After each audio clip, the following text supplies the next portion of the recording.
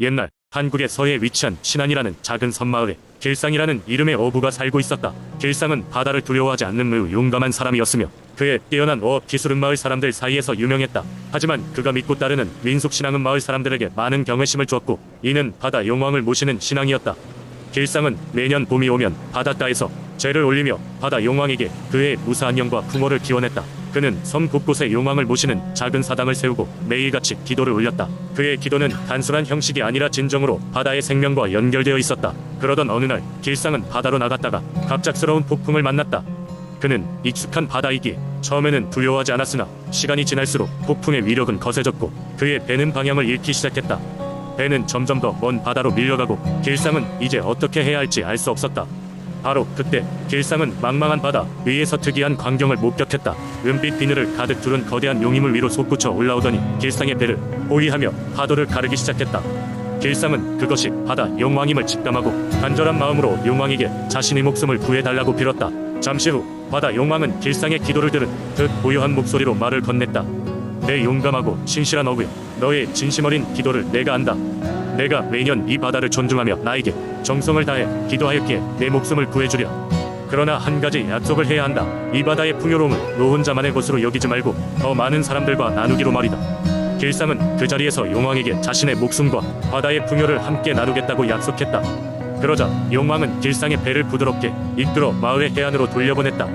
돌아온 길상은 삶의 소중함과 자연의 위대함을 다시금 깨달았고 마을 사람들에게도 그 이야기를 전했다. 그 후로 길상은 자신의 약속을 지키기 위해 노력했다. 그는 항상 자신이 잡은 물고기를 마을 사람들과 나누고 어려운 시기에는 다른 섬 사람들에게 도움의 손길을 내밀기도 했다.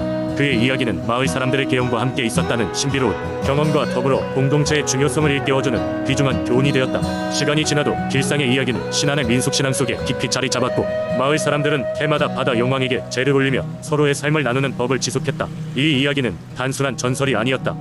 그것은 자연과 인간의 조화로운 삶의 방식 그리고 서로에 대한 깊은 존중과 나눔의 정신을 담고 있는 아름다운 신앙의 일부분이었다. 두 번째 이야기. 옛날 옛적 아름다운 해안 도시 여수에는 수많은 해녀들이 바다의 풍요로움을 누리며 생활하고 있었습니다.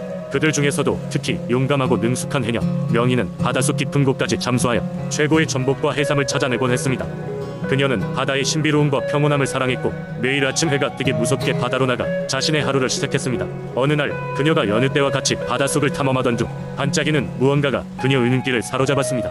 그것은 바로 바위 틈 사이에서 흘러나오는 금빛으로 빛나는 조개였습니다. 호기심에 이끌린 명희는 조심스럽게 다가가 그것을 집어들었습니다. 놀랍게도 그 조개는 열리지 않았고 명희는 그것이 특별한 의미를 담고 있음을 직감했습니다. 그날 밤 명희는 꿈속에서 거대한 용왕을 마주했습니다. 용왕은 고요한 목소리로 그녀에게 말했습니다. 용감한 해녀여, 너는 나의 보물을 발견하였다. 그 조개는 바다의 심장을 여는 열쇠이니라. 내가 너에게 이 열쇠를 주노니 바다의 비밀을 지켜주길 바란다. 용왕의 말이 끝나기 무섭게 명희는 깨어났습니다. 다음날 아침 명희는 해녀들의 모임에서 자신의 이야기를 나누기로 결심했습니다. 친구들과 마을 사람들은 명희의 이야기에 귀를 기울였고 그녀가 조개를 보여주자 모두들 놀라움을 감추지 못했습니다. 마을의 어른들은 명희에게 조심할 것을 조언했으며 그 조개를 현명하게 사용하라 일렀습니다.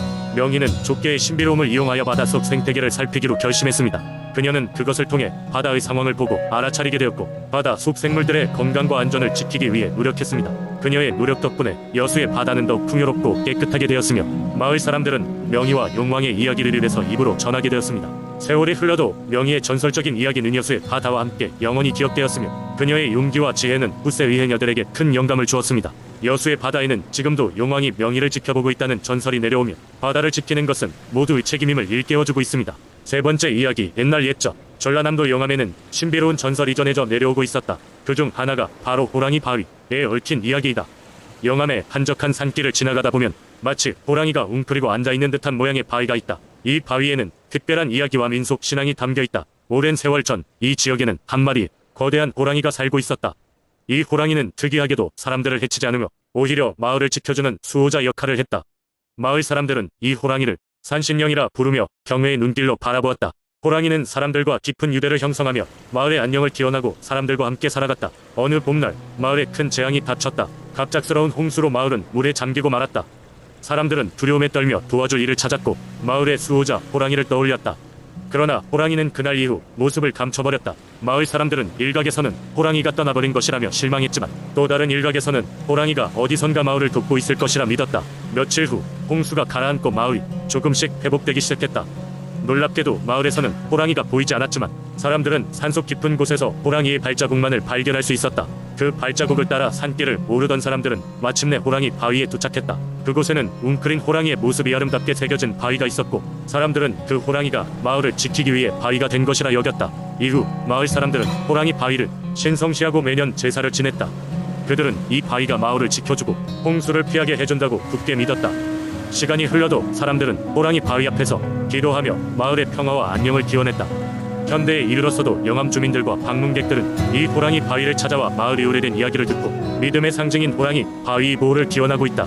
이렇듯 영암의 호랑이 바위 전설은 단순한 이야기를 넘어 마을 사람들의 삶과 깊이 연결되어 있으며 세대를 이어전해 내려오고 있는 소중한 민속신앙으로 자리잡고 있다. 이러한 전통과 이야기는 영암의 지역, 문화와 정서를 담고 있으며 사람들에게 자연과 신령에 대한 경외심을 심어준다. 호랑이 바위에 대한 전설은 앞으로도 영암의 수많은 이야기 중 하나로 전해지며 이 지역의 정체성을 형성하는 데 중요한 역할을 할 것이다. 네 번째 이야기, 옛날 옛적 전라북도 진안의 작은 마을에는 용신의 신비로운 이야기가 전해져 내려왔다. 이 마을은 항상 농사가 잘 되고 비옥한 땅으로 유명했는데 이는 바로 이 마을 사람들을 지켜주는 존재인 용신 덕분이라고 했다. 전설에 따르면 이 용신은 하늘의 신들이 인간 세상의 평화를 위해 내려보낸 용 중의 하나로 마을 근처의 깊은 산속 호수에 살고 있었다. 용신은 하얀 비늘을 가진 아름다운 모습을 하고 있었으며 그 크기는 산을 하나 가득 덮을 만큼 거대했다고 한다.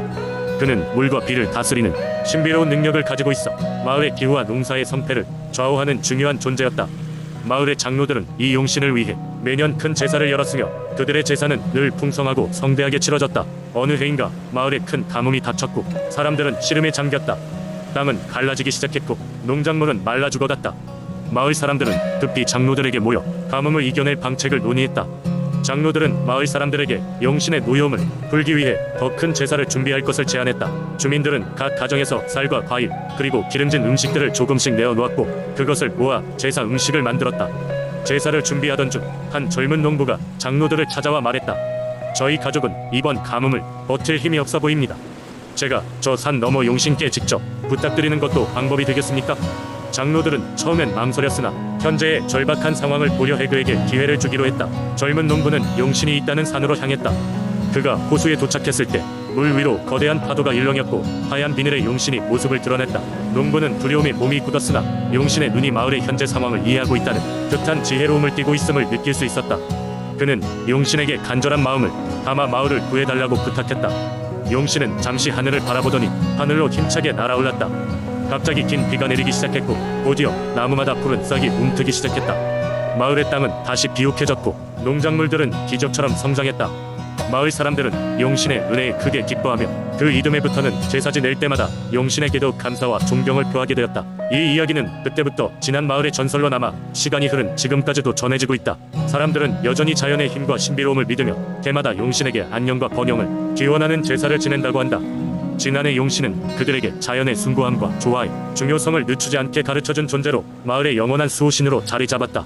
다섯 번째 이야기, 옛날 옛적 산과들이 어우러진 풍요로운 땅의 상주라는 작은 마을이 있었다. 여느 농촌 마을처럼 상주는 농업이 주된 생업이었으며 마을 주민들은 평화로운 일상을 보내고 있었다. 그러나 한 여름철 갑작스럽게 가뭄이 찾아와 농작물이 타들어가고 마을 사람들은 수확이 줄어 삶이 점차 힘들어졌다. 이렇게 지쳐가던 어느 날 마을의 나이 많은 현자 할아버지가 마을 사람들을 불러 모아 말했다. 오래전 이 마을을 보호해주는 할미당이라는 수 신령이 있었다고 한다. 그녀의 도움을 받으면 이 가뭄을 극복할 수 있을지도 몰라. 마을 사람들은 더 이상 불황을 견딜 수 없었다. 그들은 할아버지의 말에 따라 마을을 둘러싼 깊은 산속을 찾아가 할미당이 살고 있다는 전설의 나무를 찾기로 했다. 산행은 험난했고 길은 여러 번 갈라졌지만 주민들은 포기하지 않고 앞으로 나아갔다. 며칠 후 그들은 마침내 강한 빛을 발하는 백년 묵은 오동나무를 발견했다. 백년 오동나무 앞에 서자 사람들은 자연스레 발걸음을 멈추고 경건한 마음으로 나무 앞에 읍하게 된다. 그 순간 바람이 일기 시작했고 나무 사방에서 신비로운 빛이 일렁였다. 마을 사람들 중 가장 용감한 농부인 김씨가 나섰다. 그는 할미당에게 도움을 청하며 그의 마을을 이 가뭄에서 구해달라고 기도했다. 갑자기 빛 속에서 하얀 옷을 입은 할머니의 형상이 나타났다. 그녀는 손을 내밀어 김씨와 마을 사람들을 보호하는 듯한 제스처를 취했다. 그녀의 입에서 나직한 목소리가 흘러나왔다. 이 마을은 오랫동안 나의 보호 아래 있었느니라. 끈끈한 마을의 결속을 위해 서로가 서로를 존중하고 돕는 마음을 유지한다면 나는 언제나 여기 있겠노라. 일순간 사방에 비가 내리기 시작했다. 가뭄으로 갈라졌던 땅은 금세 촉촉히 적셔졌고 메말랐던 농작물들도 생기를 되찾았다. 마을 주민들은 기쁨에 넘쳐 할미당에게 감사의 기도를 올렸다. 그리고 마을 사람들은 매해 이 날마다 산속의 할미당 나무에 모여 경건한 마음으로 제를 올리며 그녀의 은혜를 빌었다. 그 후로 상주 마을에는 가뭄이나 어려움이 찾아와도 서로 머리를 맞대고 서로 도와가며 위기를 극복했다. 그들은 할미당이 그들의 삶을 지켜보고 있다는 믿음으로 언제나 합심했고 이를 통해 마을은 번창하며 오늘날까지도 평화가 이어지고 있다. 이렇게 할미당은 상주 마을의 수호신으로 자리 잡았고 할미당의 전설은 세대를 넘어 상주를 방문하는 이들에게도 이야기되고 있다. 이는 단순한 민속 신앙을 넘어 상주 사람들에게 협동과 믿음의 상징으로 남아있는 것이다.